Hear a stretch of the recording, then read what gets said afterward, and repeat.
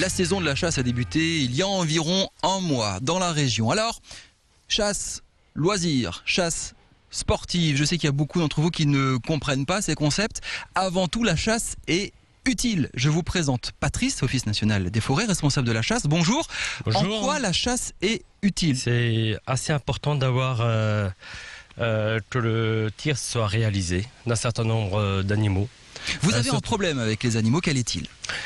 Disons qu'ils ont une certaine influence sur la régénération de la forêt, c'est-à-dire le renouvellement de la forêt, et ils ont une influence sur la biodiversité. On est devant une espèce d'arbre, c'est ça qui a été un peu rongé. Expliquez-nous, c'est un chevreuil qui mange ce genre de choses, entre autres. Oui, c'est ça le problème? Là, vous êtes devant du charme, attaqué, parce qu'il est très apprécié par le chevreuil. Vous voyez, il a un effet du fait de l'abrutissement. Vous avez on voit encore les traces de dents. Les traces de dents. C'est encore plus marqué en hiver quand vous voyez simplement un bonsaï.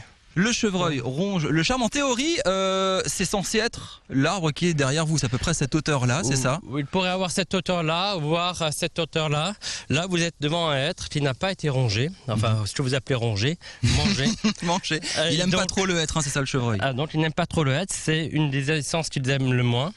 Comme le bouleau que vous avez ici. Donc vous avez des essences qui arrivent à grandir et d'autres essences qui n'arrivent pas à grandir. Et c'est ça le danger, parce que vous pouvez dans quelques mois ou quelques années avoir des arbres qui vont disparaître complètement de votre cartographie. Exactement, parce que vous avez ces arbres qui peuvent pousser, vont donner de l'ombre aux autres qui ne pourront pas pousser. J'ai vu à l'instant du chêne. Voilà, le chêne qui est une essence prisée aussi par le chevreuil, mais qui a aussi une essence qui est très intéressante pour l'exploitation forestière, parce que l'exploitation forestière donne des emplois. Alors on va avancer un petit peu, c'est ça qui est intéressant, c'est qu'il y a toute une activité économique derrière, et que la chasse est censée un petit peu se prémunir de tout ça. Pas question de voir disparaître du chêne par exemple.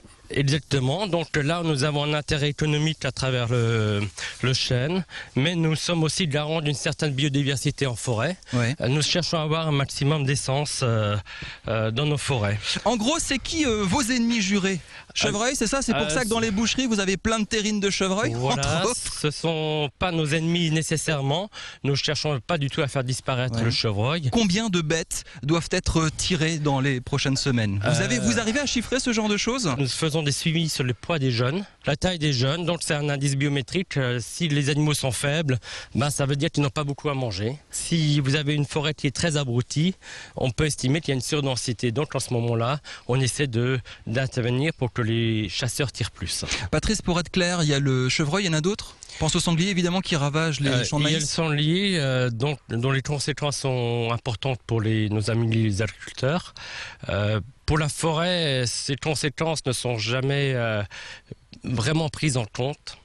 Malheureusement, on a pu démontrer quand même en certains endroits que qu'il y avait un appauvrissement de la biodiversité. La consommation de glands, entre autres, empêchait la régénération naturelle du chêne.